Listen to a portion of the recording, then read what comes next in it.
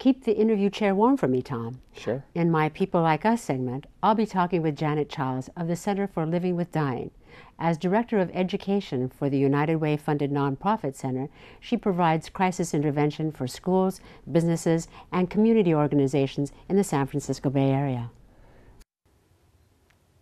Good evening. I'm Roberta Gonzales-Gregg, and welcome to this portion of the show where we honor the diversity of the people in our community, people like us. I'm very blessed and honored to have with us tonight Janet Childs from the Center for Living with Dying. Thank you, Janet, for being with us tonight. It's great to be here with you, It's Roberta. really fantastic to have you as well. Now, here we are talking about, with such smiles on our faces, and talking about such a very difficult subject for many, many people. One of the things that comes to mind is, what do you say when someone has passed, and what do you say after "I'm sorry"? You know, that's a great question, Roberta, and I think a lot of us in our culture live in a death and a grief-denying society. We don't get much permission to understand how to support each other or even how to get through grief ourselves, which is why the center began almost 30 years ago. 30 years ago, Yeah. That's amazing. And who was the founder? Mary Ann Kelly, who had gone through 11 deaths in a 10-year period in her Wow. life, and really found that no one, not even professionals, really understood how to support her in grief. And going back to your question, what to say Yes. after I'm sorry, many times the best thing to say is to say the honest truth. There's nothing I can say in the face of your loss, but I would like to be here and support you as you journey through your grief. And giving that person permission to talk about it. Many times people will call and tell us. I had a young man tell me whose partner died of AIDS not too long ago. He said, "No one says his name anymore. It's like he never lived, and he was the love of my life." And I thought, you know, that's how striking, how many times we don't have the opportunity to just acknowledge, you know. I think especially in our community, where so many times we are not validated with our own persons, as well as our relationships in the world. I think this makes a big difference. It absolutely does. And what happens is that when we're forced to deal with our grief alone, we try to take it inside and work through it alone, but it's very hard to do. And so when you have no safe place to take your grief, it often comes out in your body, and it often creates illness. Okay. Also, you're the Director of Education. Yes. So there are different programs which you preside over at the center. Yes. Can you tell us a little bit about that? Absolutely. The center provides support, both group and individual, for a variety of different groups. Basically, what we provide is that caring environment where you can journey through your grief in a safe and non-judgmental way. You can either have individual support, or we have grief support groups. We have our Circle of Care program, which is an HIV and AIDS support program, where we have an AIDS rejuvenation retreat 4 times a year that's absolutely free to the community, and anyone can come who's either infected or affected by HIV. And then we have our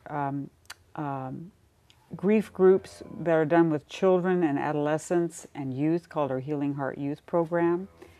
And that's a very, very powerful program, because it's where young people who have many times gone through traumatic losses can come together and share with other people their same age. Well, now here in our community, we always think of, or we tend to think of, the loss through AIDS and HIV, but your group deals with a variety of losses. All kinds. And whatever you can imagine. We deal with sudden and violent death. We deal with death through long-term illness. We deal with people that are in the dying process, or who have just been diagnosed with a serious illness. So anything from Lou Gehrig's disease to MS to cancer to sudden and violent homicide, suicide, and we do crisis intervention. Do you find community. that each of these different situations in the loss of and grief, are they all unique in their own way? They're all unique, and yet there's a universal theme. And I had a beautiful client express it very well, who had gone through many deaths. And she said, "You know what, Janet? My heart's like a hotel, and everybody I love has a room in my heart hotel. And when they die, no one can take their room.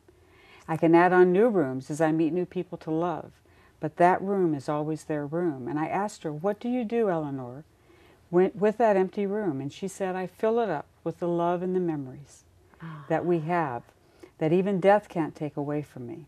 And that's the healing part of grief. Yeah, is that's we very have poetic. acknowledge the grief, Yes. and also acknowledge the love and the memories we can keep. So it's like a sifting process.